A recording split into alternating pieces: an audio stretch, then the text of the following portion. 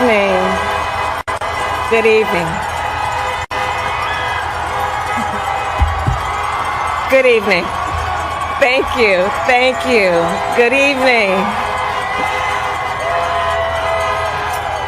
So, thank you. Good evening. So, Congressman John Lewis, before his passing, wrote, "Democracy is not a state, it is an act." And what he meant was that America's democracy is not guaranteed. It is only as strong as our willingness to fight for it.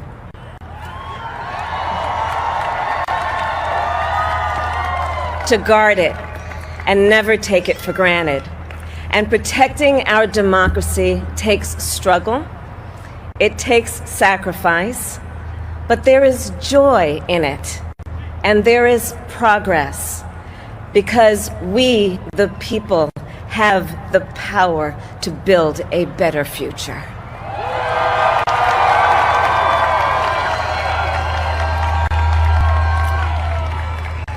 And when our very democracy was on the ballot in this election, with the very soul of America at stake, and the world watching, you ushered in a new day for America.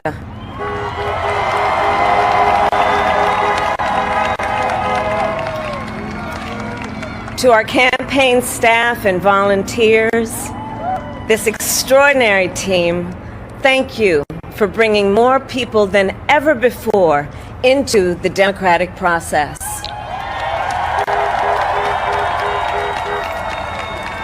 And for making this victory possible. To the poll workers and election officials across our country who have worked tirelessly to make sure every vote is counted, our nation owes you a debt of gratitude.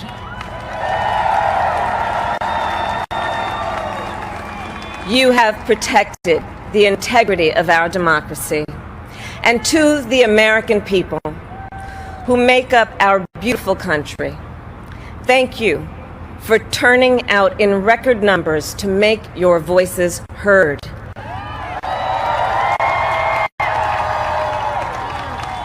And I know times have been challenging, especially the last several months. The grief, sorrow, and pain, the worries and the struggles. But we have also witnessed your courage, your resilience, and the generosity of your spirit. For 4 years, you marched and organized for equality and justice, for our lives and for our planet. And then you voted.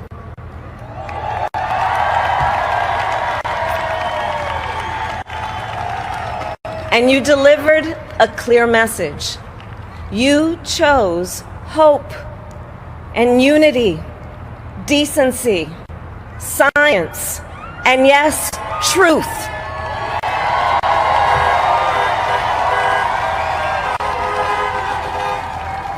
You chose Joe Biden as the next president of the United States of America.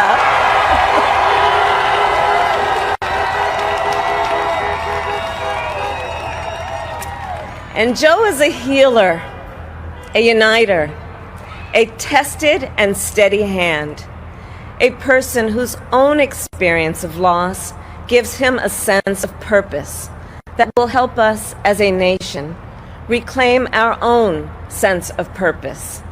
And a man with a big heart who loves with abandon. It's his love for Jill, who will be an incredible First Lady.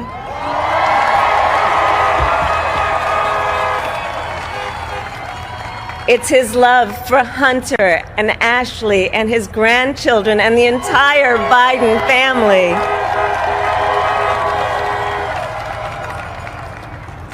And while I first knew Joe as vice president, I really got to know him as the father who loved Bo, my dear friend who we remember here today.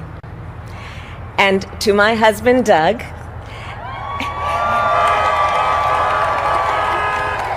and our children, Cole and Ella, and my sister, Maya, and our whole family. I love you all more than I can ever express.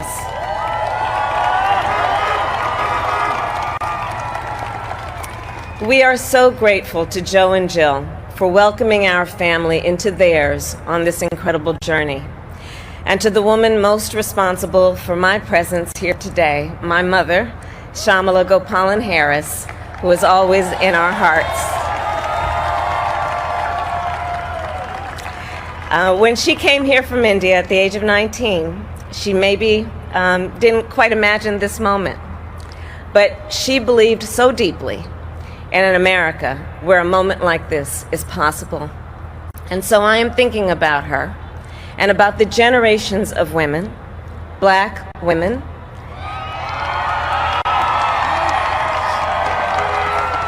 Asian, white, Latina, Native American women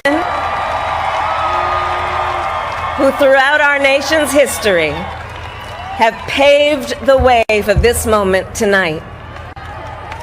Women who fought and sacrificed so much for equality and liberty and justice for all, including the Black women who are too often overlooked, but so often prove they are the backbone of our democracy.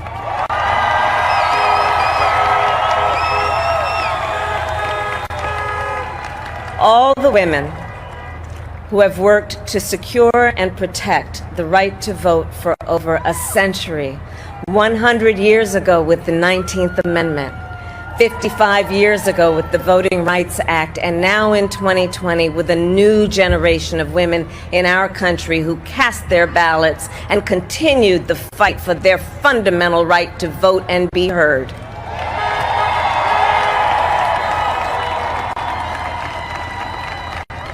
Tonight I reflect on their struggle, their determination, and the strength of their vision to see what can be unburdened by what has been.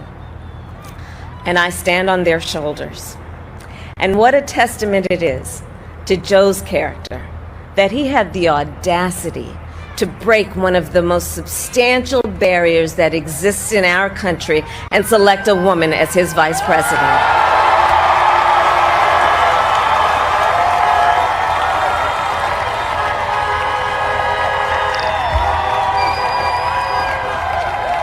But while I may be the first woman in this office, I will not be the last.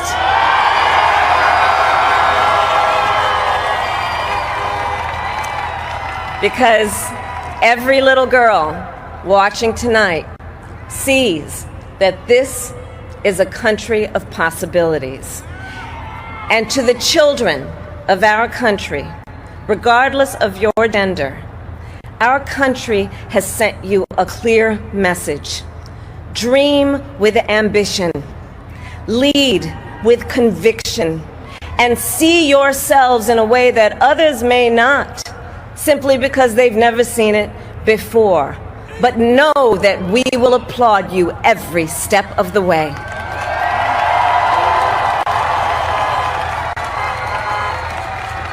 And to the American people, no matter who you voted for, I will strive to be a vice president, like Joe was to President Obama, loyal, honest, and prepared, waking up every day thinking of you and your family. Because now is when the real work begins, the hard work, the necessary work, the good work, the essential work to save lives and beat this epidemic, to rebuild our economy so it works for working people, to root out systemic racism in our justice system and society, to combat the climate crisis, to unite our country and heal the soul of our nation.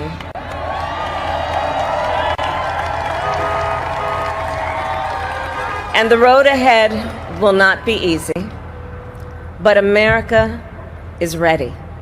And so are Joe and I.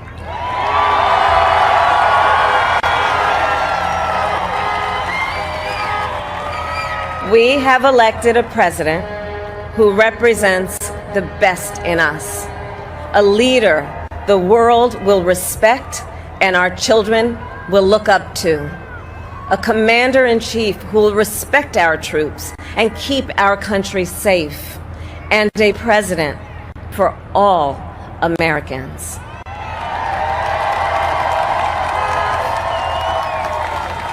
And it is now my great honor to introduce the President-elect of the United States of America, Joe Biden.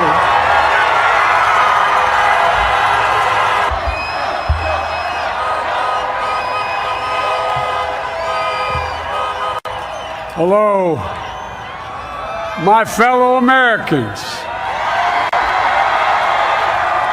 and the people who brought me to the dance, Delawareans. I see my buddy Senator Tom Carper down there, and I think Senator Coons is there, and I think the governor's around. Is that Ruth Ann? And that former Governor Ruth Ann Minner. Most importantly, my sisters-in-law and my sister Valerie. Anyway. Folks, the people of this nation have spoken. They've delivered us a clear victory, a convincing victory, a victory for we the people. We've won with the most votes ever cast on a presidential ticket in the history of the nation. 74 million.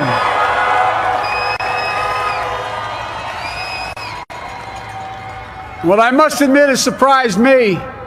Tonight, we're seeing all over this nation, all cities and all parts of the country, indeed across the world, an outpouring of joy, of hope, renewed faith in tomorrow, bring a better day. And I'm humbled by the trust and confidence you placed in me. I pledge to be a president who seeks not to divide, but unify. Who doesn't see red states and blue states, only sees the United States. And work with all my heart, with the confidence of the whole people, to win the confidence of all of you. And for that is what America, I believe, is about. It's about people. And that's what our administration will be all about. I sought this office to restore the soul of America, to rebuild the backbone of this nation, the middle class, and to make America respected around the world again, and to unite us here at home. It's the honor of my lifetime that so many millions of Americans have voted for that vision. And now, the work of making that vision is real. It's a task, the task of our time.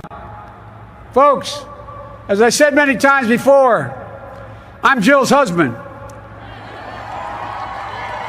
And I would not be here without her love and tireless support of Jill and my son Hunter and Ashley, my daughter, and all our grandchildren and their spouses and all our family.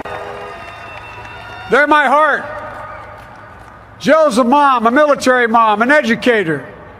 And she has dedicated her life to education. But teaching isn't just what she does, it's who she is. For American educators, this is a great day for y'all. You're going to have one of your own in the White House. And Jill's going to make a great First Lady. I'm so proud of her.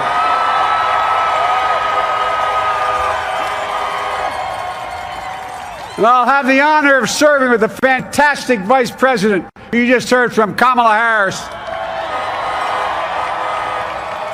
who makes history as the first woman, first black woman, the first woman from South Asian descent, the first daughter of an immigrant ever elected in this country. Don't tell me it's not possible in the United States. It's long overdue. And we're reminded tonight of those who fought so hard for so many years to make this happen. But once again, America's bent the arc of the moral universe more toward justice. Kamala, Doug, like it or not, your family, you become an honorary Biden. There's no way out. To all those of you who volunteered and worked the polls in the middle of this pandemic, local elected officials, you deserve a special thanks from the entire nation. And to my campaign team and all the volunteers and all who gave so much of themselves to make this moment possible, I owe you. I owe you. I owe you everything. And to all those who supported us, I'm proud of the campaign we built and ran. I'm proud of the coalition we put together, the broadest and most diverse coalition in history. Democrats, Republicans, Independents, progressives, moderates, conservatives, young, old, urban, suburban, rural, gay, straight, transgender, white, Latino, Asian, Native American. I mean it, especially those moments, and especially those moments when this campaign was at its lowest ebb. The African American community stood up again for me. You've always had my back, and I'll have yours. I said at the outset, I wanted to represent this campaign, to represent and look like America. We've done that. Now that's what I want the administration to look like and act like. For all those of you who voted for President Trump, I understand the disappointment tonight. I've lost a couple times myself, but now let's give each other a chance. It's time to put away the harsh rhetoric, lower the temperature, see each other again, listen to each other again. And to make progress, we have to stop treating our opponents as our enemies. They are not our enemies. They are Americans. They're Americans. The Bible tells us to everything there's a season, a time to build, a time to reap and a time to sow, and a time to heal. This is the time to heal in America.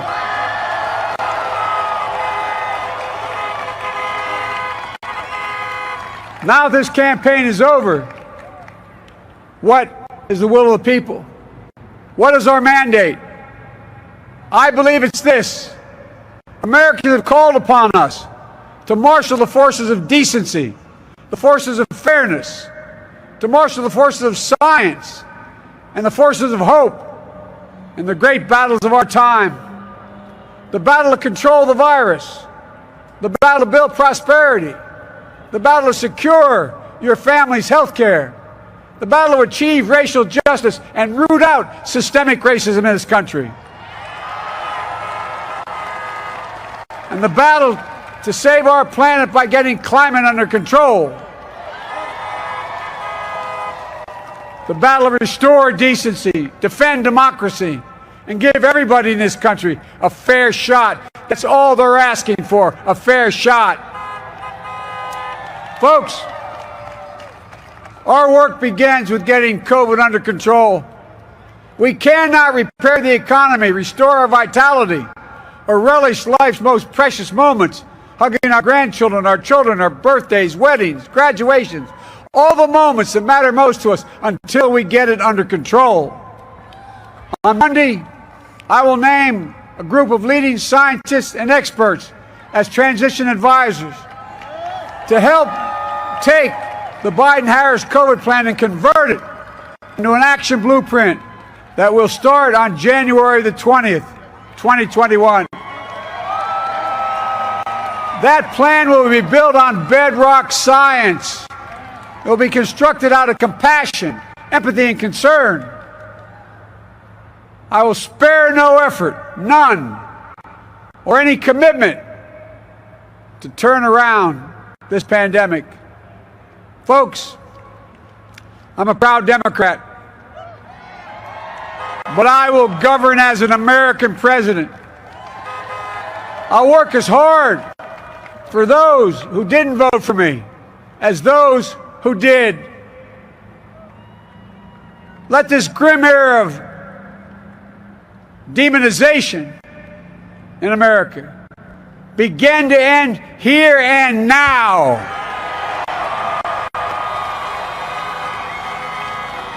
The refusal of Democrats and Republicans to cooperate with one another, it's not some mysterious force beyond our control. It's a decision, a choice we make.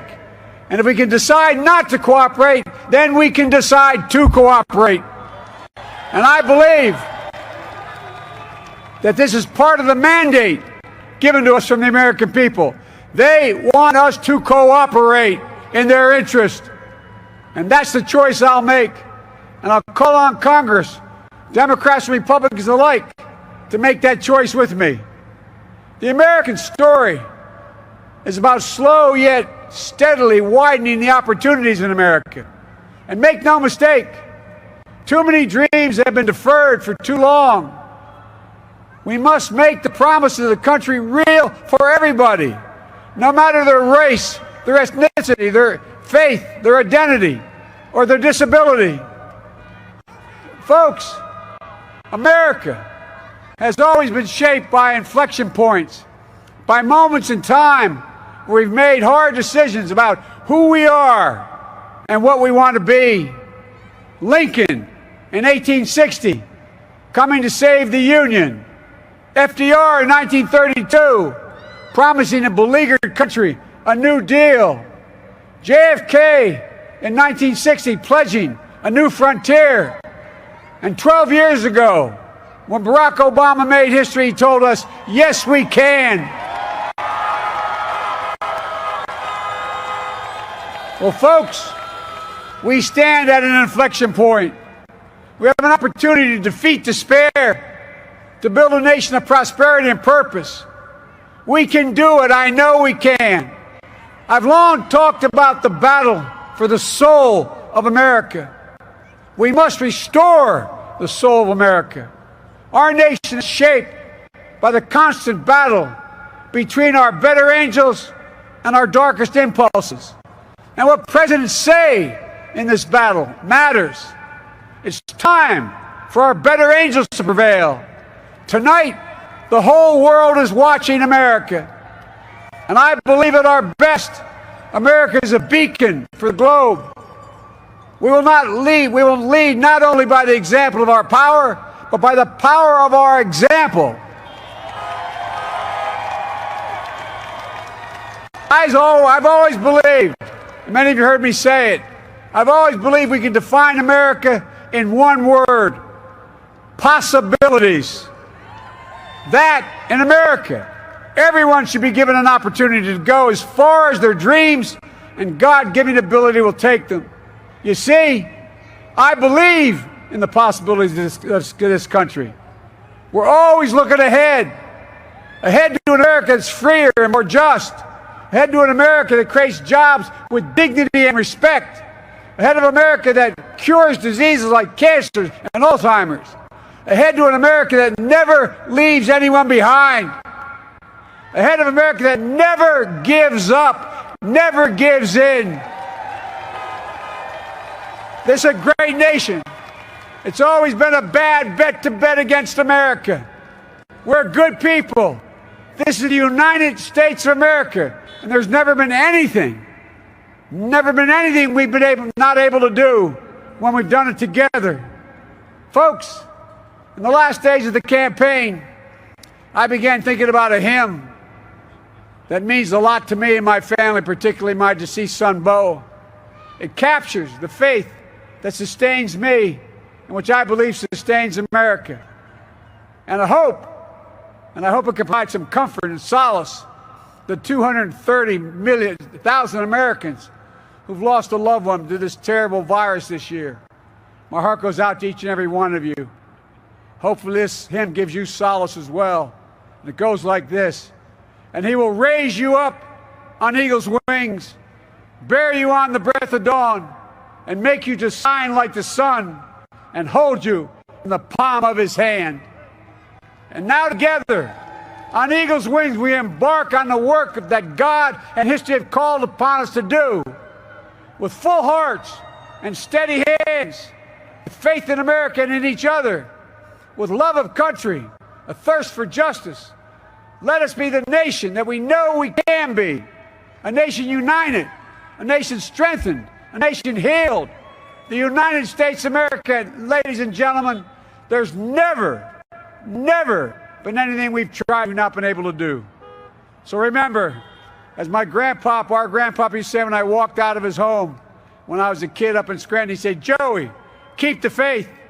And our grandmother, when she was alive, she yelled, "No, Joey, spread it. Spread the faith." God love you all. May God bless America, and may God protect our troops. Thank you, thank you, thank you.